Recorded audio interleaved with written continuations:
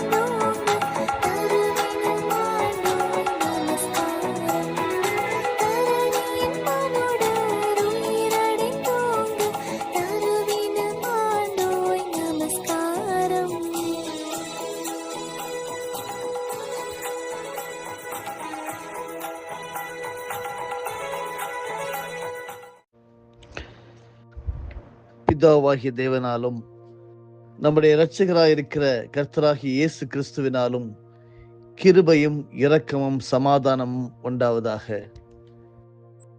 பொய்யுரையாத தேவன் ஆதி காலம் முதல் நித்திய ஜீவனை குறித்து வாக்குத்தத்தம் பண்ணி அதை குறித்த நம்பிக்கையை பற்றி தேவ பக்திக்கு ஏதுவான சத்தியத்தை அறிகிற அறிவும் விசுவாசமும் தேவனால் தெரிந்து கொள்ளப்பட்டவர்களுக்கு உண்டாகும்படி ஏற்ற காலங்களிலே நம்முடைய இரட்சகராகிய தேவனுடைய கட்டளையின்படி எனக்கு ஒப்புவிக்கப்பட்ட பிரசங்கத்தினாலே தமது வார்த்தையை வெளிப்படுத்தினார். ஜெபிப்போம். ஜீவனுள்ள பரம தந்தையே, இந்த புதிய நாளே எங்களுடைய வாழ்க்கையிலே ஆசீர்வாதத்தின் நாளாக இணைத்திருக்கிறீர். இந்த நாளிலே நாங்கள் களிகூற, கிறிஸ்துவிலே பலப்பட, எங்களுடைய இயலாமைகளை நமக்கு தெரியப்படுத்தி கர்த்தரங்களை சீர்படுத்துகிறவர், சகலத்தையும் மாற்றுகிறவர் என்று சொல்லி உம்மிட வந்திருக்கிறோம். ஏற்றுக்கொள்ளும். சத்தியத்தை கேட்க வந்திருக்கிற எங்கள் ஒவ்வொருவரையும் கர்த்தாவே நீர் உங்களுடைய வார்த்தைகளின் மூலமாக எங்களை உறுதிப்படுத்தியறலும், எங்களை செழிப்பாக்கும். இயேசுவின் மூலமே ஜெபிக்கிறோம் பிதாவே, ஆமேன். இந்த நாள் தியானத்தின் தலைப்பாக நேற்றைய தினத்தின் தொடர்ச்சி செய்தியாக மாற்றுகிறவர் என்கிற தலைப்பிலே சத்தியத்தை தியானிப்போம். தானியேலின் புஸ்தகம் 2ஆம் அதிகாரம் வசனம் 21 அவர் காலங்களையும் சமயங்களையும் மாற்றுகிறவர், ராஜாக்களை தள்ளி ராஜாக்களை ஏற்படுத்துகிறவர், ஞானிகளுக்கு ஞானத்தையும் அறிவாளிகளுக்கு அறிவையும் கொடுக்கிறவர் என்று ஆதார வசனத்தின் மூலமாக நேற்றைக்கு தியானித்தோம். அன்பானவர்களே, நம் கர்த்தர் மாற்றுகிறவர், நமக்காக எல்லாவற்றையும் மாற்றுகிறவர். ஆனால் அவரோ நேற்றும் இன்றும் என்றென்றும் மாறாதவராயிருக்கிறார். அவருடைய அன்பு மாறாதது, காருண்யம் மாறாதது, தயவு மாறாதது, கிருபை மாறாதது, மனதுருக்கம் மாறாதது. எபிரேயர் 13 வசனம் 8 அப்படித்தான் சொல்லுகிறது. இயேசு கிறிஸ்து நேற்றும் இன்றும் என்றும் மாறாதவராய் இருக்கிறார். நேற்று நாம் தியானிக்கும் போது இந்த தலைப்பிலே 2 தலைப்புகளை நாம் தியானித்தோம். முதலாவது தலைப்பு துக்கத்தை மாற்றுகிறவர் இயேசு. 2வது தலைப்பு புலம்பலை மாற்றுகிறவர் இயேசு. 3வது தலைப்பாக சிறையிருப்பை மாற்றுகிறவர். அநேக பரிசுத்தவான்களின் சிறையிருப்புகளுக்குள் யோசேப்பின் சிறையிருப்பு நம்முடைய உள்ளத்தை மிகவும் உருக்குகிறது. பைபிள் சொல்லுகிறது, அவன் கால்களை விலங்கு போட்டு ஒடுக்கினார்கள், அவன் பிராணன் இரும்பில் அடைப்பட்டிருந்தது என்று சங்கீதம் 105 வசனம் 18 படிக்கிறோம். ஆனால் கர்த்தர் சகலவற்றை மாற்றுகிறவர்.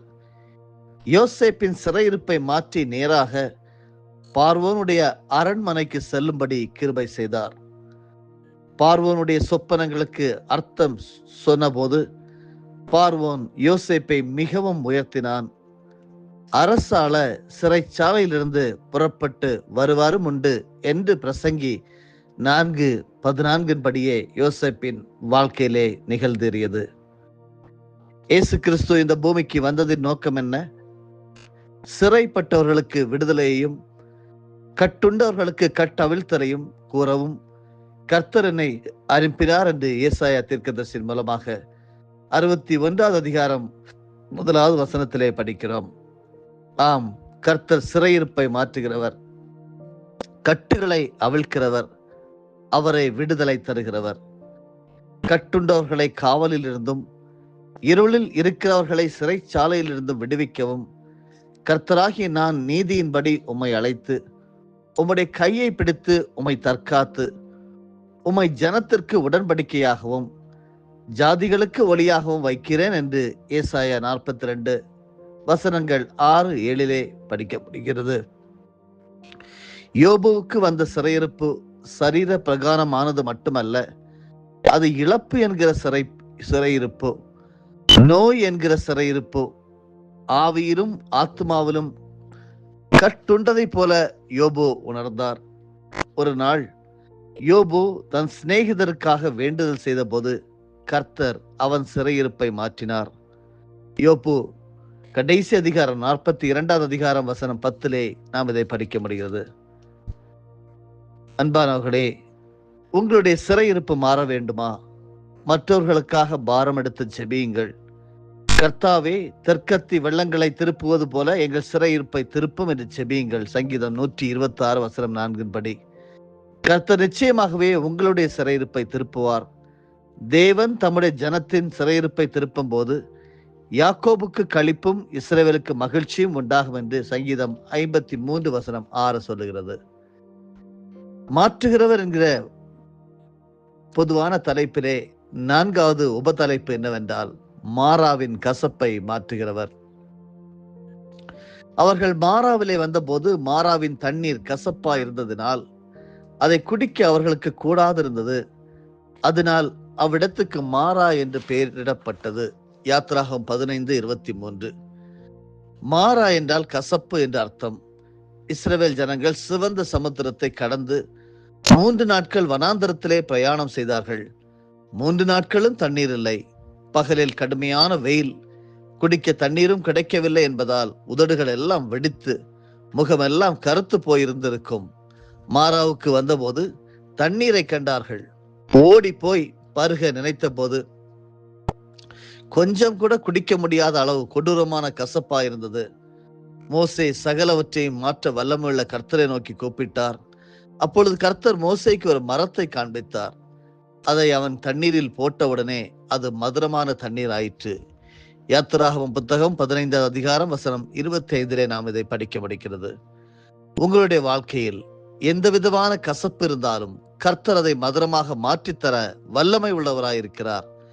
நீங்கள் செய்ய வேண்டியதெல்லாம் கர்த்தரை நோக்கி கூப்பிட வேண்டியதுதான். தாவீது அப்படியே கூப்பிட்டார். வறண்டதும் விடாய்த்ததும் தண்ணீர் அற்றதுமான நிலத்திலே என் ஆத்துமா உம்மேல் தாகமாய் இருக்கிறது, என் மாம்சமானது உம்மை வாஞ்சிக்கிறது என்று சங்கீதம் 63 முதல் வசனத்திலே படிக்கிறோம். பரிசுத்த வேதாகமத்திலே பலவிதமான கசப்புகளை குறித்து படிக்கிறோம்.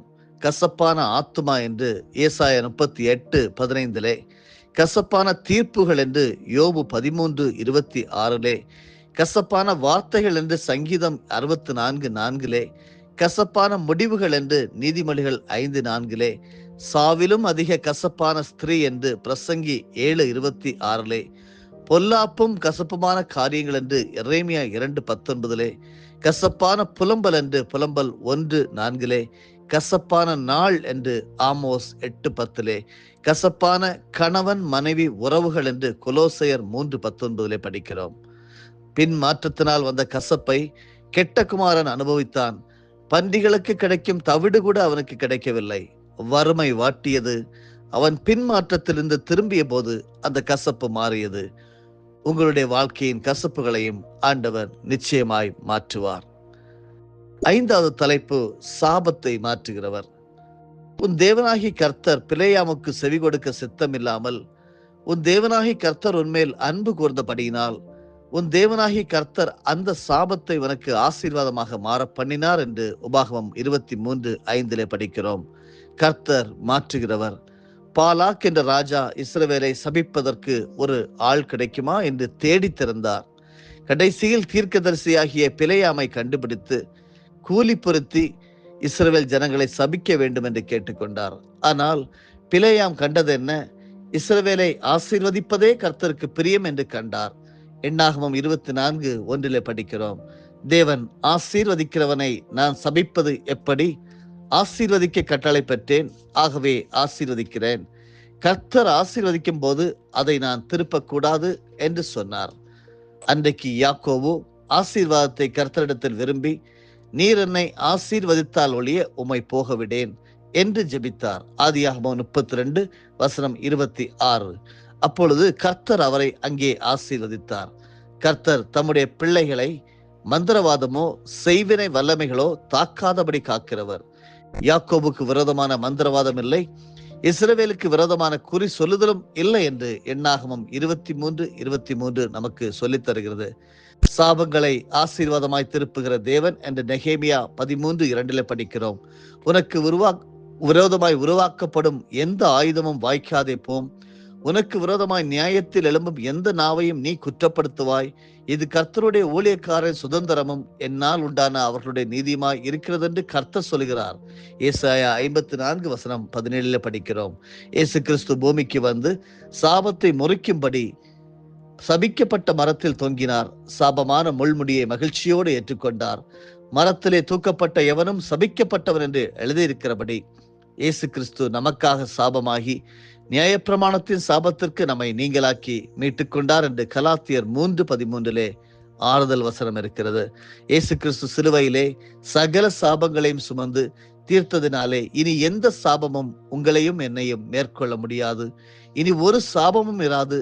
தேவனும் ஆட்டுக்குட்டியானவரும் இருக்கிற சிங்காசனம் அதில் இருக்கும் என்று வெளிப்படுத்தின விசேஷம் கடைசி அதிகாரம் 22 வசனம் 3 படிக்கிறோம். 6வது தலைப்பாக அவர் எப்படி மாற்றுகிறவர் என்றால் இருளை மாற்றுகிறவர். சங்கீதக்காராகிய தாவீது பாடுகிறார், தேவரீர் என் விளக்கை ஏற்றுவீர், என் தேவனாகிய கர்த்தர் என் இருளை வெளிச்சமாக்குவார் என்று சங்கீதம் 18:28 சொல்லுகிறார். தானியேல் தீர்க்கதரிசி சொல்லுகிறார், இருளில் இருக்கிறதை அவர் அறிவார், வெளிச்சம் அவரிடத்தில் தங்கும் என்று தானியேல் 2:22 படிக்கிறோம். நாம் இரவுக்கும் இருளுக்கும் அழைக்கப்பட்டவர்கள் அல்ல, உலகத்திற்கு ஒளி கொடுக்கும்படியாக அழைக்கப்பட்டவர்கள். விளக்கு தண்டின் மேல் வைக்கப்பட்டு வீட்டுக்கு வெளிச்சம் கொடுக்கும்படியாக அழைக்கப்பட்டவர்கள். மத்தேயு 5:15 கற்றுக்கொள்கிறோம். நீங்கள் எல்லாரும் வெளிச்சத்தின் பிள்ளைகளும் பகலின் பிள்ளைகளுமாய் இருக்கிறீர்கள். நாம் இரவுக்கும் இருளுக்கும் உள்ளானவர்கள் அல்லவே என்று 1 தெசலோனிக்கேயர் 5:5 படிக்கிறோம். பாவத்தை இருள் என்று சொல்லுவார்கள். பாவ இருள் என்னை வந்து சூழ்ந்து கொள்கையில் தேவன் அவர் தீபமாய் என்னை தேற்றினார் என்று நாம் பாடுகிறோம். வியாதி ஒரு இருளாகும், ஆனால் கர்த்தரோ நம்முடைய நோய்களை சுமந்தபடியினால் வியாதி என்னும் இருளை நீக்கி அருளுகிறார், ஆரோக்கியத்தை தருகிறார். எல்லாவற்றிலும் பயங்கரமான இருள் மரண இருள். எசேக்கியா ராஜா வாழ்க்கையிலே ஒரு நாள் மரண இருள் பற்றி படர்ந்தது. ஆகவே அவர் சுவர் பக்கமாக திரும்பி கர்த்தரை நோக்கி கெஞ்சுகிறார், மிகவும் அழுகிறார். கர்த்தர் எசேக்கியா ராஜாவின் வாழ்க்கையில் வந்த இருளை மாற்றினார், தெய்வீக சுகத்தையும் ஆரோக்கியத்தையும் தந்தார். வாழ்நாளிலே 15 வருடங்கள் நீட்டி கொடுத்தார். செம்மையானவர்களுக்கு இருளிலே வெளிச்சம் உதிக்கும், அவன் இரக்கமும் மன உருக்கமும் நீதியும் உள்ளவன் என்று சங்கீதம் 112:4 படியே அவர் செய்தார். இயேசு கிறிஸ்து காட்டி கொடுக்கப்படுகிற நேரம் இருளின் வேளையா இருந்தது. இதுவோ உங்களுடைய வேலையும் அந்தகாரத்தின் அதிகாரமாயிருக்கிறது என்று இயேசு அவரை பிடிக்க வந்தவர்களிடம் சொன்னார். லூக்கா 22:53 இயேசுவும் கூட இருளின் பாதையிலே கடந்து சென்றார். அவர் சிலுவையிலே மரிக்கும் போது பூமி எங்கும் காரிருள் உண்டாயிற்று என்று மத்தேயு 27:45 படிக்கிறோம். அன்பானவர்களே, உங்களுக்கு எதிரடையாக இருக்கிற சகல காரியங்களையும் கர்த்தர் மாற்றுகிறவர். உங்களை கீர்த்தியும் புகழ்ச்சியுமாக வைப்பேன் என்று வாக்களிக்கிறார். செப்பனியா 3:20 மூலமாக நீங்கள் துன்பத்தை கண்ட வருஷங்களுக்கு சரியாய் அவர் உங்களை மகிழ்ச்சி ஆக்குவார் என்று சங்கீதம் 90:15 நமக்கு கற்றுத்தருகிறது. கடைசியாக கோணலை மாற்றுகிறவர். நான் உனக்கு முன்னே போய் கோணலானவர்களை செவ்வையாக்குவேன் என்று ஏசாயா 45:2 சொல்லுகிறார். கோணலானவர்களை செவ்வையாக்கி சகல சிருஷ்டிப்புகளையும் அழகாய் சிருஷ்டிக்க ஆவியானவர் ஜலத்தின் மேல் அசைவாடினார். இன்று அவர் உங்கள் மேலும் உங்கள் குடும்பத்தின் மேலும் அசைவாட விரும்புகிறார். நான் உனக்கு முன்னே போய் கோணலானவர்களை செவ்வையாக்குவேன் என்று வாக்குத்தத்தம் சொல்கிறார். சவுல் என்ற வாலிபன் பக்தி வைராக்கியத்தினால் கிறிஸ்தவர்களை அடித்து நிர்மூலமாக்கும்படிக்கு பிரதான ஆசாரியர்களிடம் நிருபங்களை வாங்கினார்.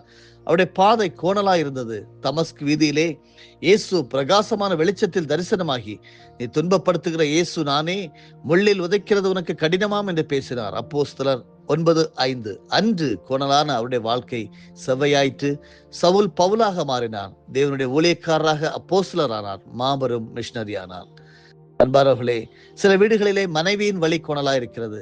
சில வீடுகளிலே கணவனுடைய வழி கோணலாய் இருக்கிறது. ஒருவருக்கொருவர் துரோகம் செய்து மனம் போல ஜீவிக்கிறார்கள்.